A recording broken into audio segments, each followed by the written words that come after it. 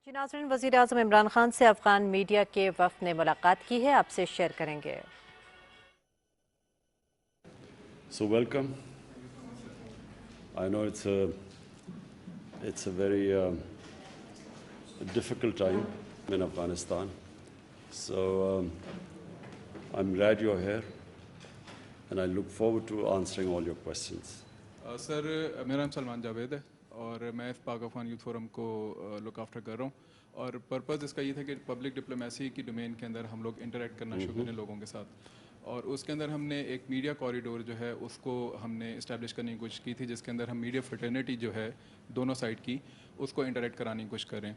तो पिछले 11 महीने में हमने 3 मीडिया इंटरेक्शंस की हैं, this is the third one और इसके अंदर अब हम अफ़गानिस्तान से जो उनके टॉप टियर के और सेकंड टियर के जो जर्नलिस्ट हैं उनको यहाँ लाने में कामयाब हुए हैं। Thank you, sir, for your time. My name is Muhammad Ibrahim Muman, and I'm a sports journalist.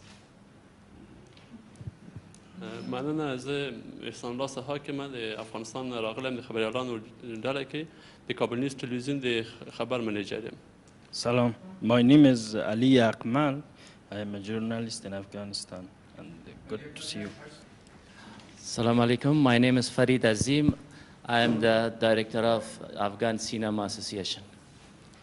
Assalamu alaikum. My name is Irfanullah and I represent business community and I'm industrialist in Kabul. Assalamu alaikum, sir. My name is Dr. Salma Malik. I'm a teacher at Qaid-e-Azam University, Islamabad. I'm part of the mentor group of the PEYF. Assalamu alaikum ji. I am Dr. Shabana Fiaz. I am heading the Defense and Strategic Studies Department, Qaid-e-Azam University, and I'm also part of the Pak Afghan group. Assalamu alaikum, sir. My name is Shahid Khan. I'm the member of the Pak Afghan Youth Forum, and I'm coordinator for the Afghanistan at Pak Afghan Youth Forum. Assalamu alaikum, sir. I am Reema Shaukat, and I am part of Pak Afghan Youth Forum. I am looking after the media and outreach in Pakistan for Pak Afghan Youth Forum. Assalamu alaikum. My name is Shugfa Siddiqui. I am director of Zan TV in Afghanistan. Assalamu alaikum. My name is Asad Kosha. I am the chief editor of Kabul Now.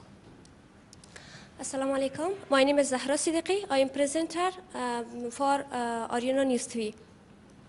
Assalamu alaikum. Zamanu Freidundi, the Tulu News Khabariyalim. Thank you for having us. It's an honor to be here. I'm Shahrazad Kufi. I am director of a non-for-profit organization in Afghanistan. I'm also a coordinator with the Pakistan-Afghanistan Youth Forum. Assalamu alaikum. Mirwais Nuri, I'm a Afghan journalist. The Afghanistan Nui Bansatgun Madwati Masul. Okay, ji. Kaun questions karega? One question is that this is injected in Afghanistan, in the people of Afghanistan, that India and Pakistan are part of the problems in Afghanistan. So have you ever tried this president or government of these 3 countries to sit together? I haven't seen anything like this. We have bilateral visits, but I didn't see any trilateral meeting India, Pakistan, and Afghanistan. And my second question is about sports. You are iconic in the region. There is any plan of sports activities from Pakistan side in Afghanistan, because you have implemented so many projects in Afghanistan, but nothing about sports yet? The issue with India, the problem we face with India is that on the 5th August 2019, India unilaterally discarded the United Nations Security Council resolution and took away the statehood of Kashmir. Now, in 1948, there were 2 resolutions that the people of Kashmir, through a plebiscite, they would decide whether they want to be part of India or Pakistan. Since that right was not given to them, the people of Kashmir have since then struggled to get that right, and Pakistan has backed them. But on 5th August 2019, India took away that statehood, that special status of Kashmir. So from then onwards, Pakistan has broken off all diplomatic relationship with India. And unfortunately, until they restore that statehood, we cannot really have a trilateral talk, which means India, Pakistan, and Afghanistan. I have been to Afghanistan. I have good relationship with President Ghani, and our own relationship has been very good, except that recently there have been statements from Afghanistan which basically accuse Pakistan of what is happening there. And it's very unfortunate because we feel that no country has tried harder than Pakistan to force the Taliban to get on the dialogue table, first with the Americans, and then trying to get them on a dialogue table with the Afghan government. But no country has tried as hard as we have. And this has been verified by the focal person, the United States focal person, Zalmay Khalilzad. Sports. Frankly, I haven't had time for sports in these last 3 years. There have been so many other issues. But what I can say is that I don't think any country, I know the history of cricketing world, no country in such a short space of time has improved in cricket as Afghanistan. It is, someone who understands cricket, I can tell you this is unheard of. Countries that have reached the status of Afghanistan have been playing cricket for 70 years. The Afghanistan cricketers have basically learned their cricket in the refugee camps here, which is last 40 years, so it's remarkable. تا چی حد میان حکومت ملکی پاکستان و حکومت نظامی پاکستان توافق وجود داره به خاطر از اینکه بارها حکومت ملکی پاکستان از افغانستان حمایت خود اعلام کرده و گفته ما امرایشان همکاری میکنیم ولی در عمل چون این چیز نبوده امی سوال است. تشکر. There is a feeling in Afghanistan, and unfortunately this feeling is deliberately being perpetuated by India, that Pakistan is controlled by the military establishment. All the policies, foreign policies that my government has made have been part of a manifesto. They have been part of a manifesto for the past 25 years. I have, whatever foreign policy I have had has been part of my party's manifesto. So I always believed that there was no military solution in Afghanistan. I always believed that eventually there will have to be a political settlement in Afghanistan.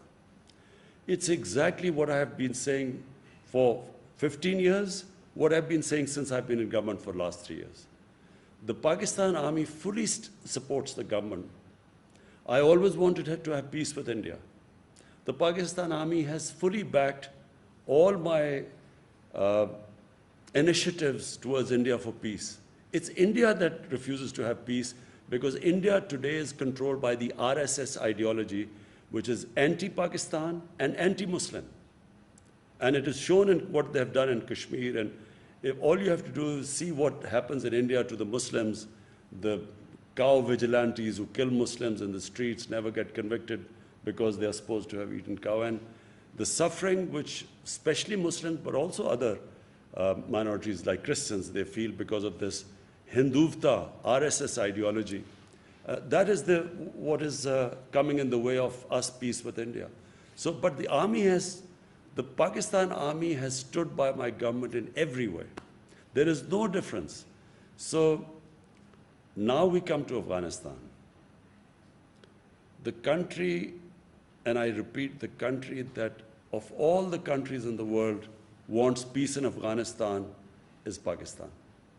Why? Because number one, if there's peace in Afghanistan, then Pakistan is connected right up to the Central Asia. We have already signed a contract, signed an agreement with Uzbekistan for the Mazar Sharif Peshawar Railway through Afghanistan. So all our future economic strategies depend upon peace in Afghanistan. That's number one. Number two, the people of Pakistan always think of people of Afghanistan as probably, if not neighbors, as our brothers. And they have suffered for 40 years of strife. And so we feel that if any country needs peace and quiet, it's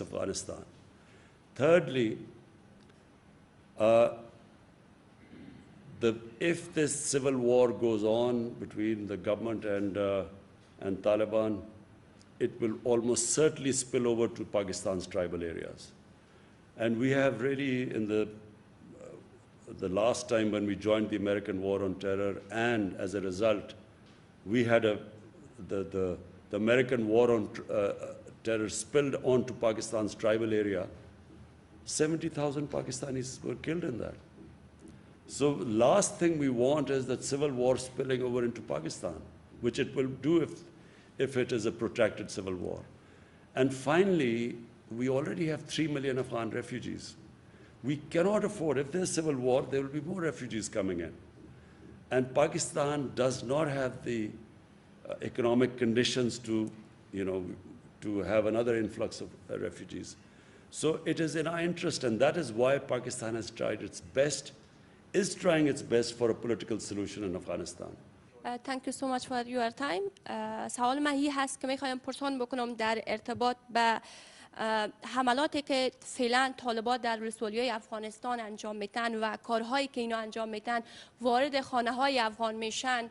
آیا از نظر شما این گروه کارهایشان چگونه است؟ غیر انسانی هست یا گروه تروریستی هستند طالبان؟ آیا اینا شما میپذیرین؟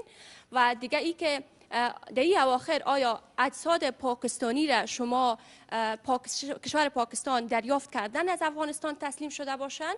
نظرتان در این ارتباط چی هست؟ و با چنین شرایط نتیجه روند صلح را در افغانستان شما چگونه میبینین؟ من حیث یک کشور خیلی نزدیک بر افغانستان. تشکر. First, what the Taliban are doing or not doing is nothing to do with us. You have to speak to Taliban about what they're doing. We're not responsible. Neither are we some spokespersons for Taliban. But you have two choices. 20 years, a military solution has been attempted to bring peace to Afghanistan, and that's failed. Now you have a choice. Either this American-backed military solution, you can continue, because if you feel the Taliban are not someone you want to have in part of your government, you can keep on the course of a military solution. But everyone knows it's not possible anymore. The second solution is to have a government, a political compromise between the Taliban and the government, to have a compromise, an inclusive government. That is the only solution. Now, what the Taliban are doing or not doing has nothing to do with us. All we want is that there should be peace in Afghanistan. Pakistan's interest is peace there. There are 3 million Afghan refugees in Pakistan. Almost all of them are Pashtuns. And all of them, or most of them, would have sympathies with Taliban. How is Pakistan supposed to check who is going over there to fight or not when there are about 25,000, 30,000 people who cross every year, every day? They go into Afghanistan and come back. How is Pakistan going to check that? So Pakistan has consistently said that if the Afghan refugees go back to Afghanistan, then hold us responsible. But if there are 3 million refugees here, how can we say few hundred or few people have gone there to fight and their bodies are coming back? How can Pakistan be held responsible? There are refugee camps of 500,000 people. There are refugees with over 100,000 people. So how is Pakistan going to go into the refugee camps and decide who is pro-Taliban and who is not? So it's not possible unless, and let me just say the other thing, that until recently there was no border between Pakistan and Afghanistan. The Durand line was just imaginary. There was no physical border. So to stop, to control the outflow and inflow into Pakistan, we have built this fence at a huge cost to Pakistan. We have